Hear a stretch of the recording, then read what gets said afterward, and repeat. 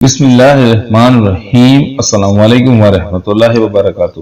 ایک دن حضرت علی بن ابی طالب کرم اللہ وجہ مدینے کی گلیوں میں جا رہے تھے کہ آپ رضی اللہ تعالیٰ عنہ نے دیکھا کہ کچھ لوگ غیظ و غضب کی حالت میں ایک عورت کو گھسیٹتے جا رہے ہیں۔ وہ عورت خوف کے مارے کانپ رہی ہے۔ حضرت علی رضی اللہ تعالیٰ عنہ نے پکار کر کہا، تم اس عورت کو کیوں گھسیٹ رہے ہو؟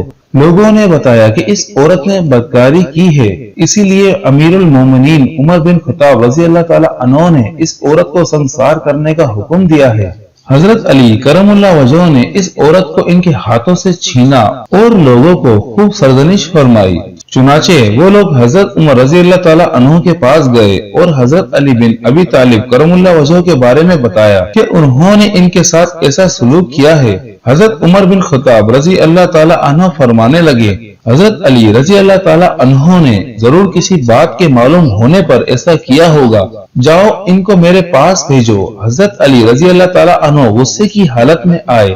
حضرت عمر رضی اللہ تعالیٰ عنہ نے ان سے پوچھا، آپ رضی اللہ تعالیٰ عنہ نے ان لوگوں کو کیوں واپس کر دیا اور ان کو اس بدکار عورت پر حد قائم کرنے سے کیوں منع کیا؟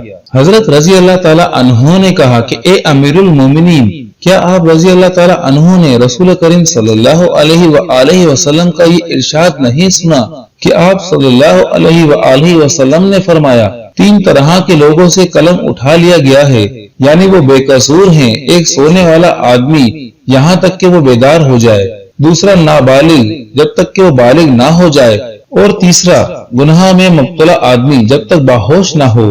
حضرت عمر رضی اللہ تعالیٰ عنہ نے فرمایا کہ ہاں، میں نے یہ ارشاد سرور عالم صلی اللہ علیہ وآلہ وسلم سے سنا ہے۔